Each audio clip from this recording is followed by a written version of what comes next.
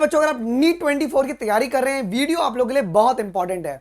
कल केसीईटी का पेपर हुआ था और ऐसा माना जाता है कि जो केसीईटी का पेपर होता है वो कहीं ना कहीं नीट का मिरर होता है।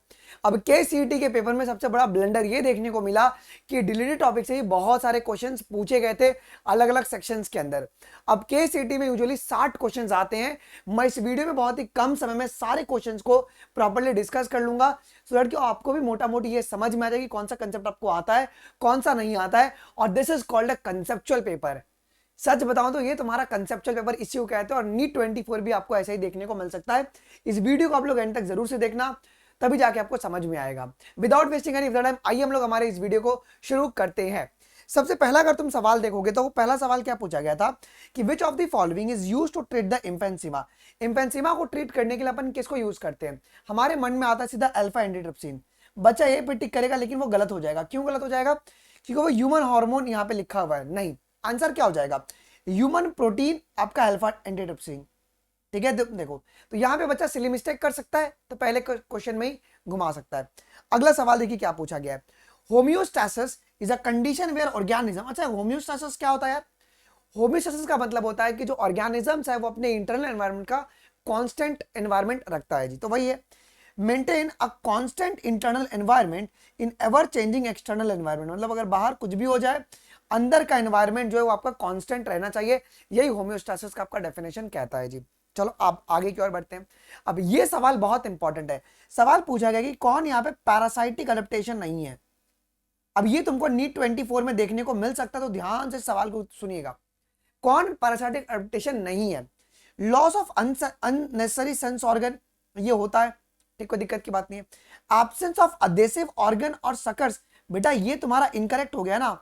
प्रेजेंस होता है क्या भाई? अगर हमें पैरासाइटिक एडेप्टेशन करवाना है तो आपको अडेसिव और सकर्स होना बहुत जरूरी है, जिससे कि आप लोग होश से चिपक सकते हो जी। तो आपका जो बी वाला स्टेटमेंट है वो आपका इनकरेक्ट हो जाएगा। लॉस ऑफ डाइजेस्टिव सिस्टम, ये करेक्ट है। एंड हाई रिप्रोडक्टिव कैपेसिटी, तभी तो वो जिंदा रह पाएगा जी। तो बी वाला आपका यहाँ पे इनकरेक्ट है। तो तुम देखो यहाँ पे नॉट पूछा हुआ एग्जामिनर ने, है ना। आइए अगले सवाल की ओर बढ़ते हैं। अगला सवाल क्या कह रहा है कि DNA polymerase of thermos aquaticus is, ये कैसा है? तो ये हाई टेम्परेचर पे काम कर सकता है, तो ये तुम्हारा थर्मोस्टेबल है, कोई दिक्कत की बात नहीं है।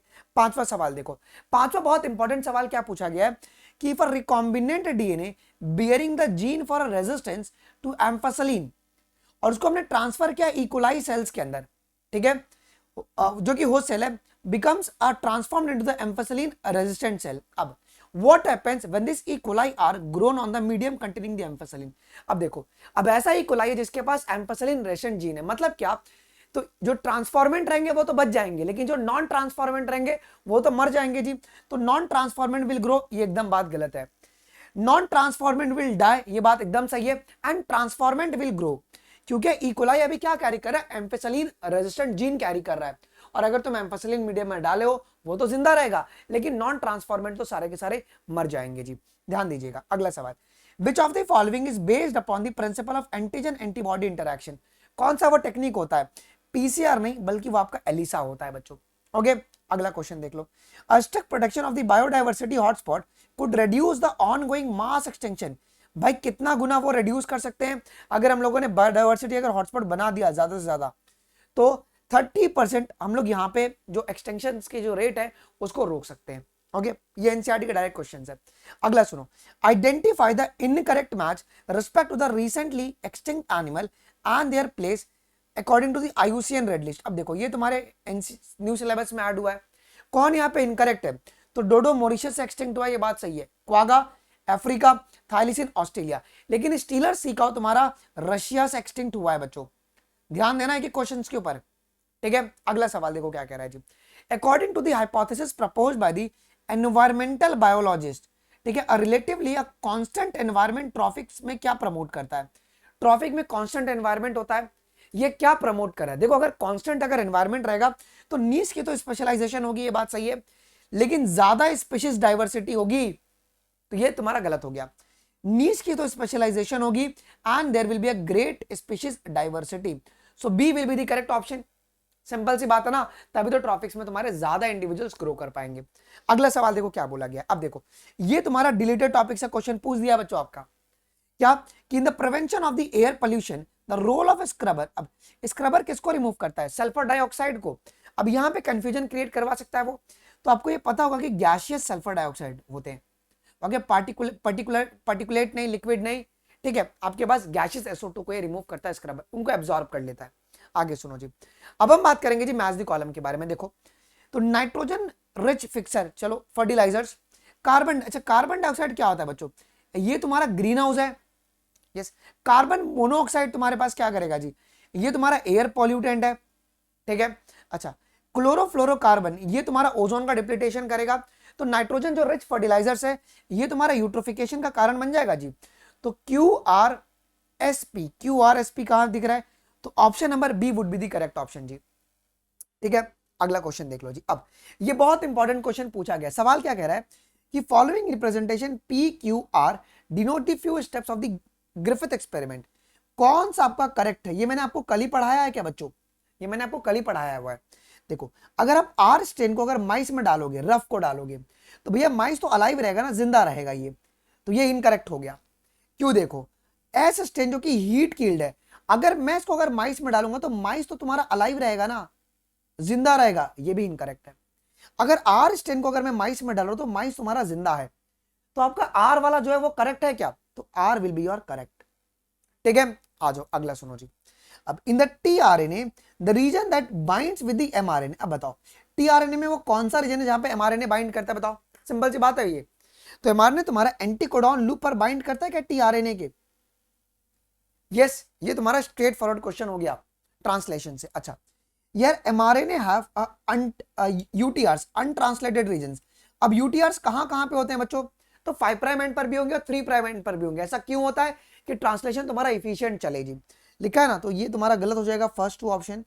At both 3 prime and and 5 prime and beyond terminator codon and before the AUG respectively. मतलब क्या, स्टार्टिंग में और एंड में दोनों जगह पे UTRs होंगे क्या, जिससे कि तुम्हारा इफिशिएंटली ट्रांसलेशन चल पाए जी। यह भी हमने कल ही पढ़ा था बच्चों। अगला क्वेश्चन देखो, अब ये सवाल बहुत ही प्यारा है। सवाल कह रहा है कि द स्ट्रक्चरल जीन, एक टेम्पलेट DNA स्ट्रैंड के पास ये न्यूक्लियोटाइड सीक्वेंस है, टेम्पलेट DNA, यहाँ पे RNA के बारे में बात नहीं हो रहा है। मतलब और हमें पूछा गया कि कॉम्प्लीमेंट्री कोडिंग स्ट्रैंड बताओ, मतलब 3 प्राइम टू 5 प्राइम मुझे दिया हुआ है और कह रहा है कि 5 प्राइम टू 3 प्राइम पहले बताओ। तो तुम क्या करोगे, पहले इसको तुम काट दो, C और D तुम्हारा कट गया, यस, B और D तुम्हारा कट गया। अब तुम इसका कॉम्प्लीमेंट्री बनाओ। अगर हम कॉम्प्लीमेंट्री बनाएंगे तो क्या बनेगा? T बन जाएगा, ये तुम्हारा A बन जाएगा, C बन जाएगा, G बन जाएगा। तो TACG कहां पे दिख रहा है? तो ऑप्शन नंबर C में मुझे देखने को मिल रहा है TACG, ठीक है। तो ये तो तुम्हारा ऐसे एलिमिनेट हो जाएगा। तो आपको RNA यहाँ पे नहीं दिया हुआ, आपको DNA का ही सिर्फ सीक्वेंस दिया हुआ और पूछ रहा है उसका कॉम्प्लीमेंट्री बताओ क्या होगा जी।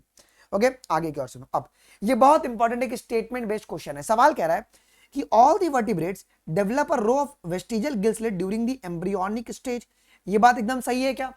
बात एकदम सही है। अब स्टेटमेंट 2 देखो, embryo always passes through the adult stage of the other animals. ये बात एकदम सरासर गलत है ना, एम्ब्रियो कभी भी पास नहीं करता है किसी भी तुम्हारे पास एडल्ट स्टेज से जी। तो स्टेटमेंट 1 तो करेक्ट है, बट स्टेटमेंट 2 तुम्हारा इनकरेक्ट हो गया है।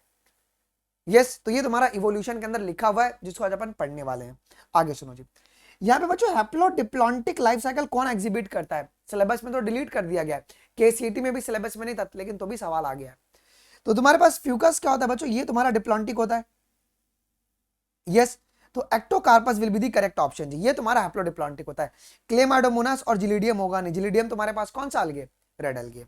अगला सवाल देखो क्या कह रहा है, आइडेंटिफाई दी फाइलम। अगर ये कैरेक्टरिस्टिक्स फीचर दिया है क्या कि एनिमल्स हमारे एक्सक्लूसिवली मराइन है, रेडियली सिमेट्रिकल है, मतलब क्या सिलेंट्रेटा और टिनोफोरा में से कोई एक हो सकते हैं जी। अच्छा बॉडी बियर्स 8 एक्सटर्नल रोज, तो ये कौन हो सकता है? आपका टिनोफोरा ही हो सकता है। इनके पास एक प्रॉपर्टी होती है, उस प्रॉपर्टी को क्या कहते हैं? बायोल्यूमिनेसेंस कहते हैं, मतलब लिविंग ऑर्गेनिज्म लाइट को इंपार्ट कर रहा है। आगे बढ़ते हैं। When a flower has both stamen and carpel, इसे तुम क्या कहोगे बच्चों?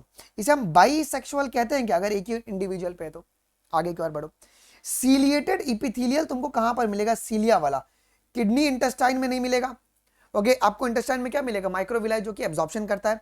Blood vessel, squamous epithelium, bronchioles और फलोपियन ट्यूब, यहां पे तुमको सीलिया देखने को मिल सकता है बच्चों। तो ये बात का आपको ध्यान रखना है जी। अगला सुनो जी, अब कौन यहाँ पे करेक्ट रेफरेंस है with respect to the vacuoles? अब वैक्यूल्स हमारा मेम्ब्रेन बाउंडेड होता है, उसके मेम्ब्रेन को अपन क्या कहते हैं? टोनोप्लास्ट कहते हैं। It contains the storage of protein and lipids, बिल्कुल भी नहीं, वो प्रोटीन और लिपिड कंटेन नहीं करता। वैक्यूल्स हमारा मेम्ब्रेन बाउंडेड है, ये करेक्ट है, और ये कंटेन करेगा वाटर एंड एक्सक्रीटरी सब्सटेंसेस, ये बात एकदम सही है ना। ये सांप कंटेन करता है, वाटर कंटेन करता है, और मेम्ब्रेन को अपन क्या कहते हैं, टोनोप्लास्ट कहते हैं। तो एक ये भी सवाल बहुत इंपॉर्टेंट बन गया बच्चों, तो इसके ऊपर ध्यान देना है अपने को। अगला क्वेश्चन देखो क्या कह रहा है, जो एक्सोस्केलेटन है आर्थ्रोपोड का, वो तुम्हारा एक यूनिक कॉम्प्लेक्स पॉलीसेकेराइड से मिलकर बना है, उसे अपन क्या कहते हैं बच्चों, काइटिन कहते हैं, सभी लोग जानते हैं। आगे की ओर बढ़ो, enzyme recombinase is required at which stage of meiosis 1। बेटा एंजाइम रिकॉम्बिनेस कौन से स्टेज में आपको रिक्वायर्ड होगा, क्या वो पैकेटिन में रिक्वायर्ड होगा, जाइगोटिन, डिप्लोटिन और डायकाइनेसिस में नहीं, आपका पैकेटिन में रिक्वायर्ड होता है। ये सवाल मैं आपको कह रहा हूं 101% मियोसिस 1 से, आपके प्रोफेज 1 से गारंटी क्वेश्चन पेपर में आएगा ही आएगा। प्लीज सारे फेजेस को अच्छे से पढ़ लेना आप लोग। आगे सुनो, वाटर पोटेंशियल प्योर वाटर का कितना होता है, 0 होता है क्या। अब ये ट्रांसपोर्ट इन प्लांट्स जो कि डिलीटेड टॉपिक है, ये तुम्हारे पास एक बहुत इंपॉर्टेंट आ गया, ये फोटोसिंथेसिस के ब्रैकेट में से क्वेश्चन पूछा हुआ है यार। क्लोरोफिल जो बी होता है वो कौन सा कलर होता है जी, ये येलो ग्रीन होगा, यस। कैरोटेनॉइड ये तुम्हारे पास येलो ऑरेंज होता है। क्लोरोफिल ये तुम्हारा ब्लू ग्रीन ही होना चाहिए बिकॉज चीफ पिगमेंट है, और जेंथोफिल तुम्हारा येलो होता है, ऑरेंज रेड करके कोई भी पिगमेंट तुम्हारे पास नहीं है। ओके, तुम्हारा ऑप्शन नंबर जो सी है बच्चों, क्या वो तुम्हारे पास करेक्ट हो जाएंगे, this will be your correct जी। अगला क्वेश्चन देख लो क्या कह रहा है। अच्छा, which is the intermediate compound that links the end product of glycolysis, pyruvic acid with the TCA cycle, कौन है बेटा यहाँ पे लिंक रिएक्शन में, वो है तुम्हारा एसिटाइल कोएंजाइम है, जो कि तुम्हारे पास 2 कार्बन कंटेनिंग होता है जी। देन आगे की ओर सुनो, अगर ऑक्सीजन तुम्हारा अगर अपाइकल डोमिनेंस करवा तो गिबरेलिंस क्या करवाता है, आपको पता है, इंटरनोड का इलोंगेशन करवाता है। इसे अपन क्या कहते हैं बच्चों, बाल्टिंग कहते हैं जी, है ना, बाल्टिंग इसे अपन कहते हैं। तो D will be the correct option जी। आगे की ओर बढ़ो, यानी यूरेमिया का मतलब क्या होता है, यूरेमिया का मतलब क्या होता है जी, कि हमारे ब्लड में जब यूरिया का एक्यूमुलेशन होने लगे जी, accumulation of urea in the blood, इसे अपन यूरेमिया कहते हैं क्या। अब इसका मेजर कारण क्या होता है बच्चों, kidney failure. Okay, kidney failure is a major reason behind this. Okay, अगला क्वेश्चन देख लो जी, एक टिपिकल लब और डब साउंड में क्या होता है जी। देखो, लब साउंड कब बनेगा, जब क्लोजर होगा तुम्हारे पास ट्राइकस्पिड और बाइकस्पिड वाल्व का, और डब कब बनेगा, जब तुम्हारा क्लोजर होता है सेमीलुनर वाल्व का। तो देखो ना यहाँ पर, तो closure of bicuspid and tricuspid valve followed by semilunar valve, तभी तुम्हारे पास लब और डब बनता है, जिसको अपन स्टेथोस्कोप से सुन पाते हैं। अगला सवाल देखो जी, बेटा फंक्शनल यूनिट कॉन्ट्रैक्शन का क्या होता है जी, क्या होता है, तो portion of the myofibrils between 2 successive Z line, इसी को अपन सार्कोमियर कहते हैं क्या जी, सार्कोमियर कहते हैं जी। डन, कोई दिक्कत की बात नहीं है। अब बहुत इंपॉर्टेंट एक क्वेश्चन है यार, मेडुला ऑब्लंगेटा क्या करता है, ये रेस्पिरेशन को कंट्रोल कर रहा है। हाइपोथैलेमस जो होता है वो बॉडी टेम्परेचर को रेगुलेट करता है। सेरेब्रल कॉर्टेक्स ये मोटर फंक्शन देखता है, और लिम्बिक सिस्टम तुम्हारा ऑल्फेक्शन है ना, ये देखता है जी। मतलब क्या हो जाएगा जी, RPSQ, तो मतलब तुम्हारा जो ऑप्शन नंबर जो डी है बच्चों, that will be the correct option for this question जी। मैच द कॉलम ध्यान से आपको करना है बच्चों। आगे सुनो जी, हाइड्रा तुम्हारा असेक्सुअली कैसे रिप्रोड्यूस करेगा, तो ये बडिंग शो करता है क्या। अब ये बडिंग कैसा होता है तुम्हारा, रेगुलर या इरेगुलर, ये तुम्हारा इरेगुलर होता है। अब ये भी तुम्हारा रिलेटेड टॉपिक से क्वेश्चन पूछा गया है, कहां पर है लिखा हुआ है, ये लिखा कहां पे, तो सेक्सुअल रिप्रोडक्शन ऑर्गेनिज्म, जो कि अभी डिलीट कर दिया गया है। अब when the male and female gametes are morphologically distinct, दोनों अगर अलग अलग है, ऐसे गैमेट को अपन क्या कहते हैं बच्चों, हेटेरोगैमेट्स कहते हैं, होमोगैमेट नहीं कहते हैं जी। मतलब मेल और फीमेल अलग अलग है ना। अच्छा, फिलीफॉर्म अपैरेटस का मेन रोल क्या होता है सिनर्जिड्स में, तो ये भाई एंट्री को गाइड करता है, पोलन ट्यूब की एंट्री को कि कहां पर जाना है। आगे बढ़ो यार, transfer of pollen grain from the anther to the stigma of the another flower of the same plant, तो अगर सेम प्लांट होगा तो गिटेनोगेमी, जीनोगेमी में तुम्हारे पास अनदर फ्लावर होगा, सॉरी अनदर प्लांट होगा। ठीक है, ये बात का भी आपको ध्यान रखना है, वेरी वेरी इंपॉर्टेंट पॉइंट है जी। ओके, अच्छा जी, अब polyembryony perisperm, okay, false fruit और तुम्हारा पार्थिनोकार्पी। देखो, पॉलीएम्ब्रियोनी तुम्हारा लेमन शो करता है बच्चों, यस। पेरिस्पर्म तुम्हारे पास black pepper, okay. False fruit क्या आपके पास एप्पल होगा, parthenocarpy is your banana, correct है। तो क्या हो जाएगा जी तुम्हारे पास RP, उसके बाद SQ, option number A will be the correct. ठीक है, अगला क्वेश्चन देख लो जी, which of the following hormone is not secreted by human placenta. बेटा ह्यूमन प्लासेंटा कौन सा हार्मोन सिक्रेट नहीं करता, ध्यान सुनिएगा, तो प्रोजेस्टेरोन सिक्रेट करता है, HCG और एस्ट्रोजन करता, लेकिन ये LH कभी भी नहीं करता। ध्यान देंगे इस बात का। अगला क्वेश्चन देखो, in the human female endometrium जो होता है यूट्रस का, वो किन से मिलके बना है? जो एंडोमेट्रियम है ये तुम्हारा बच्चों ग्लैंड्यूलर होता है। हम कहते हैं ना कि ये तुम्हारे पास यहाँ पे ब्लड वेसल्स इरोड करती हैं एंडोमेट्रियम जब तुम्हारी डिग्रेड करती हैं, तो ये आपका ग्लैंड्यूलर होता है जी, स्मूथ मसल नहीं। स्मूथ मसल कौन होता है मुझे कमेंट में आप लोग जरूर से बताइएगा थोड़ा एक बारी। अब ये सवाल बहुत इंपॉर्टेंट है, सुनो क्या बोला गया है कि वह 2 primary spermatocyte and 2 primary oocyte अगर मियोसिस करते हैं साइमल्टेनियसली तो स्पर्मेटोजोआ और ओवा कितना बनेगा? आप सभी लोग जानते हैं कि 2 अगर रहेंगे तो तुम्हारे पास 4 टेट्राड होता है क्या? 4 तुम्हारा स्पर्म बनता है 1 से, ओके, 2 से तुम्हारे पास 4 हो गया और तुम्हारे पास 1 ओवा बनेगा। ये सब कंफ्यूज करने के लिए इसने बोला हुआ है यहाँ पे स्पर्मेटो, क्योंकि तुम्हारे पास स्पर्मेटोजोआ 4 बनते हैं, है ना, जो तुम्हारे ट्रांसफॉर्म करके स्पर्म बनते हैं आगे, और तुम्हारा 1 ही ओवा बनता है, तो 4/1 का इसका रेशियो हो जाएगा।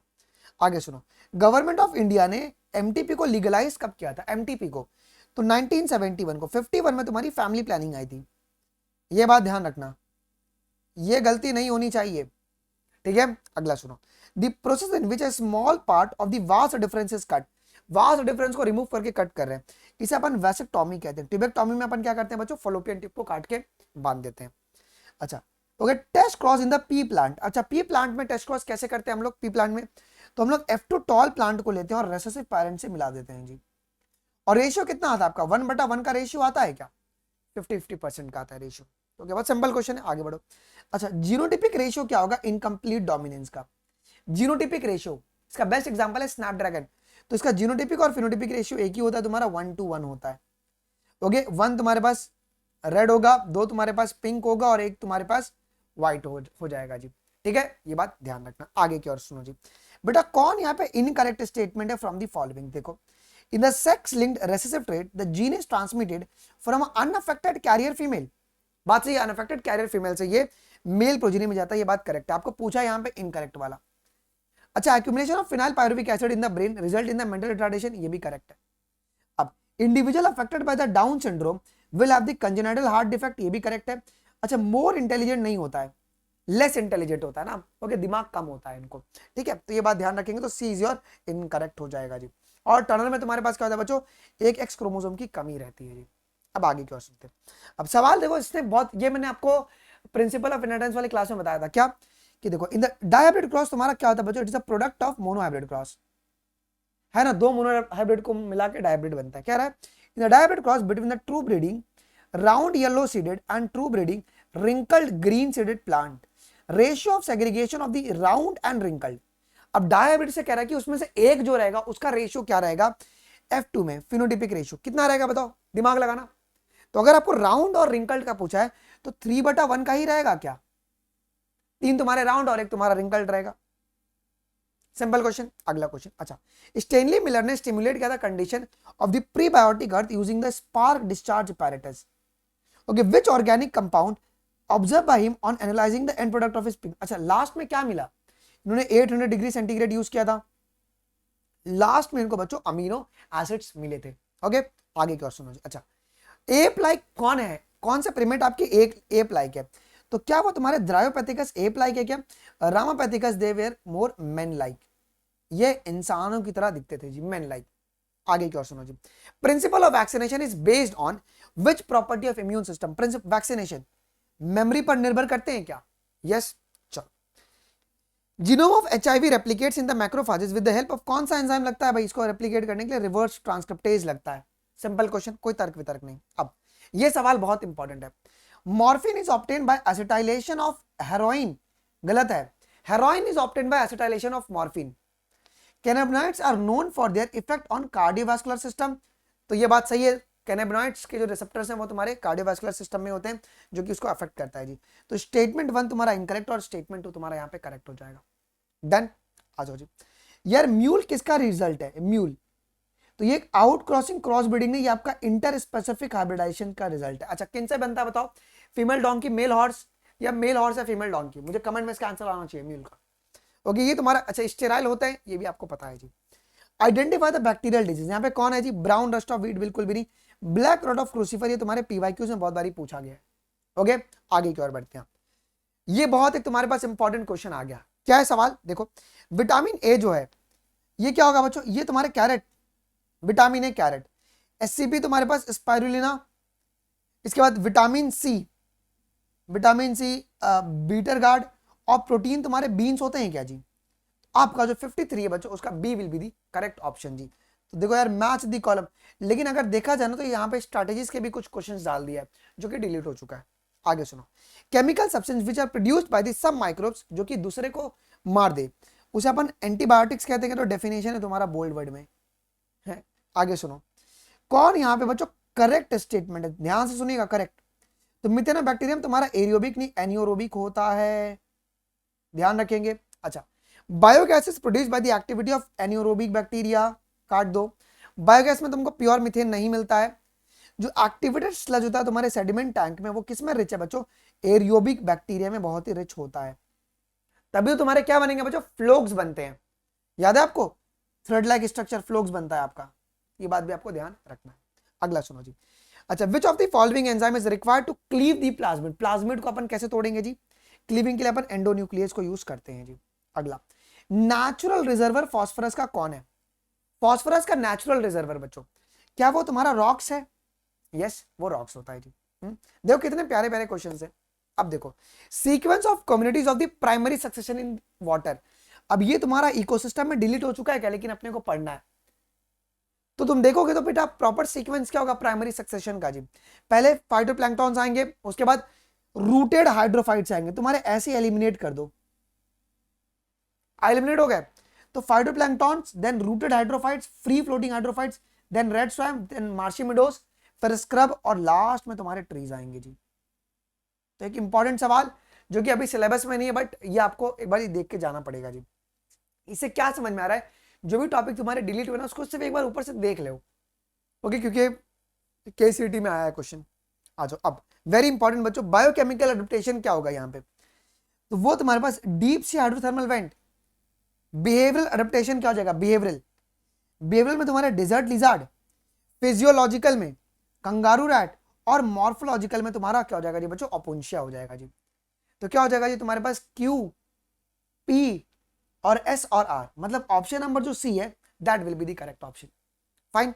अब सुनो यार, एनुअल नेट जो आपका एनपीपी है पूरे बायोस्फीयर का कितना है, तो ये आपकी एनसीईआरटी का डेटा है 1 बिलियन टन, सॉरी 1 बिलियन नहीं 170 बिलियन टन। तो 60 एमसीक्यूज तुम्हारा केसीईटी में पूछा गया था, जिसको मैंने यहाँ पे प्रॉपर्ली आपको पूरा सॉल्व करा दिया। इसमें से तुम्हारे कितने सही नंबर बने 60 में से, मुझे कमेंट में आप लोग बताइएगा तुम्हारे कितने करेक्ट बने हैं जी, ठीक है। और इस वीडियो को अपने दोस्तों तक आप लोग शेयर कीजिएगा जरूर से। और एक बहुत इंपॉर्टेंट सूचना बच्चों, क्या अभी ठीक हम लोग 10 बजे से हमारी क्लास 11th की जो एग्जाम्पलर है उसको अपन सॉल्व करेंगे अनअकैडमी के फ्री स्पेशल क्लास में। और एक बहुत बढ़िया गुड न्यूज़ क्या है कि अनअकैडमी प्लस की जो प्राइजेस हैं वो फिर से आपकी हैवी डिमांड पर, क्योंकि अभी जब बढ़ेगा तो अभी फिर कम नहीं होगा, तो 5499 कर दिया गया है। तो अगर आपको लेना है सब्सक्रिप्शन आप अभी बाय कर सकते हैं by using code biology live.